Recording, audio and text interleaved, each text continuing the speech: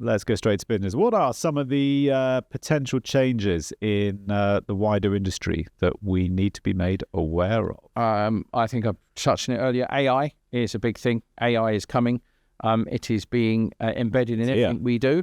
And I think actually it will be a good thing to help contractors, because I am not saying, by the way, AI will design your electrical installations, but it will help on your admin. So if you're a small one-man band sole trader, if you've got like Microsoft Outlook, for instance, which most people do, there's something called Copilot. And if you embed that into your Microsoft package, I think it's about 250 quid or something, but you embed that, it will basically read all your emails for you and summarize. It will tell you, if you say, when was the last time I sent this email to someone, it will tell you. Copilot? Copilot. Never heard of it. Yeah, there's Google Assist, there's Copilot, and there's ChatGPT. They're three of the big AI providers, but the ones you embed into your emails, as a business owner or an operator or an engineer, I've been using it for 6 months. It's very powerful a tool, because you can literally say, when did I ever write to HR about resources? And it will say you've done it 4 times. Yeah. So Copilot's a very good tool. It will help. It will not hinder. And here's a top tip for those who are struggling to run their businesses. So I am recruiting for staff. I had a number of applicants. I took I took the original job description. I dropped it into Copilot. I took all of the applications, dropped it into Copilot and said, please review, give me the pros and cons and the top 5 candidates. And it did it in less than 60 seconds. Insane, isn't it? That would have took me hours. And then I sample checked the top 5 and it was bang on. They were the strongest. So it was absolutely bang on. So the use of some AI tools, I've done it with ChatGPT as well. Some very, very good developments in industry now, because it's getting smarter. If you use stuff like ChatGPT, it will actually learn who you are and what you are. And it's quite interesting, if you do have it, ask ChatGPT to draw a picture of who you are. My one was a picture of me standing on railway tracks with wires around me.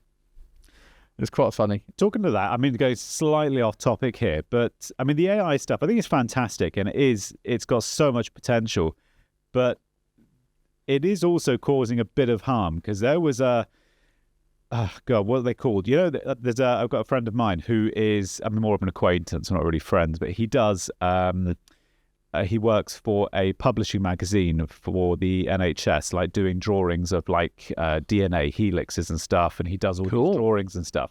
Well, it was cool until AI came out, because now they literally don't need him anymore. So like artists and drawers and stuff, like all these people, they literally don't need them anymore. So they're all out of work. I did a talk on AI and electrical installations in Ireland, and I asked the AI to draw me pictures of electricians in Northern Ireland with a heavy rural background, etc., who are obsessed with cows. And it drew pictures of cows installing electric vehicle chargers, and the artwork was mint.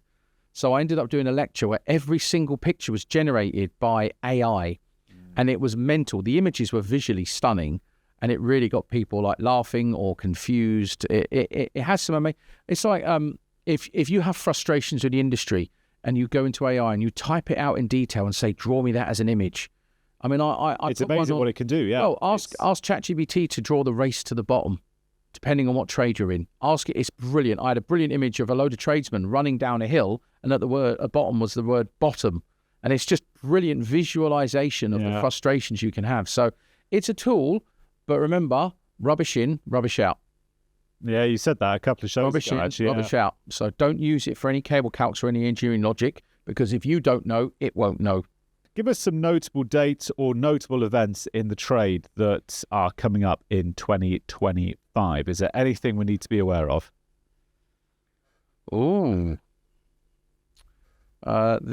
So Amendment 4 isn't coming this year. It's the year after. So there's going to be a year's worth of work on that. I have no doubt we're going to start to see development of more technology. So I think the diverted neutral current device will be probably coming out en masse this year. Something will hit this year, yeah. Well, I've got the prototype in my house, and it's really cool. So I have a diverted neutral current detection device on my house now, and I have done for the last 6 months, which is really cool. And yeah, it's a very simple gizmo, and I've given feedback and said, have a display screen, la, la, la, la. But quite a good, to be honest, it's for the nerdy electricians, really. But then again, you could always go and leave it in someone's house, stuff like that, and use it to indicate and monitor in between jobs. But yeah, there are diverted neutral current detection devices. The Mate guys make them. I think I'll probably expect to see them on sale this year at some point. the only other thing that I expect, so while I was doing my lecture in Northern Ireland, I have spent the last 6 months heavily debating industry with AI. And I managed to actually design a brand new protective device with AI, which I presented in Northern Ireland for the first time ever and talked about stuff that nobody's ever spoken about. So I introduced a system called Modus, which is a modular, open, direct user system. And it's a plug-and-play central brain for a fuse board. And what I will do, in fact, you've just reminded me, I will do an E5 webinar with Dave and John in the next couple of weeks. Probably, yeah, definitely for January time. Okay. And we'll actually just go through the presentation I did in Northern Ireland because it's pretty mind-blowing. It's totally different. And the E5 podcast, we always said we'd do something different when there's something to talk about. So what I did, and this is genuine true story, I uploaded all the British standards into ChatGPT, all of them.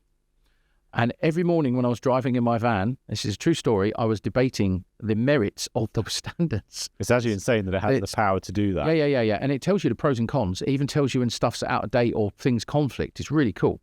And that's another thing as well. You can upload 2 documents and say, tell me what the conflicts are. It's a faster way of obtaining and abstracting information immediately. That's where the benefit is. So I literally came up with a brand new device, which I remember Nappet was standing in the back of the room and Hager, and I introduced him to my new future fuse board concept, which is called Modus, and then all the variations you could do to it, and the central brain, and what the British standard number might be, and the whole thing. I basically talked about not just the fuse board of the future, but the intelligence of the future, and how easy it would be for electricians to adapt installations while not spending loads of money ripping a fuse board out every 5 minutes. So I literally mapped that out, and I'll be honest with you, while I was doing it, the room was silent, and everyone I looked at had the door open. They were just like, And then I also looked at, I think there's a lot of good work going on in the industry of safe isolation, which is a campaign that should never really stop because if it doesn't, people will die. And I looked at the possibility of, what do you call those meta glasses? You know, all the influencers have them now. Yeah. So the meta glasses, so how cool is this? What if you used augmented reality so that when you walk around a building, as you're looking at pipes and various boards, it actually changes the color and then brings up text says, isolate here, isolation point there. So as you're wearing these glasses, it actually highlights where the points of isolation. It's actually not even that far-fetched. No, it's not. We've got the tech for it. We have. So buildings that have BIM models, which is 3D CAD, you can basically upload them into the glasses, do a bit of software program, because I spoke to a BIM expert, and you could walk around a massive factory and the glasses would tell you where all the hazards were and also where all the isolation points are. So I can clearly see over the next couple of years, AI generating faster and quicker turnovers of new and innovative kit. However, it's down to the user as to whether it's innovative. I mean, I think the last thing I don't see that many innovative things anymore out in industry. New stuff, yes, but how much use it is. And I think AI will give people who are frustrated with not being able to narrate their frustrations without coming across as negative. I find sometimes I will rant at AI and it will then repeat it back to me in a very polite, eloquent way. And that it only improves you because it enables you to vent and enables you to read it and go, oh, that's what I'm trying to say. Well, you use ChatGPT. Yeah. ChatGPT, and I use the one embedded in Microsoft as well, Copilot. I'm going to try that. I'll just download the app. I guarantee you now, if you download Copilot, I don't work for Microsoft, but if you download Copilot and you run electrical contracting business, within a month, you will go, oh my God, I've saved 4 hours. I've saved 5 hours. I've saved hours. I will try it.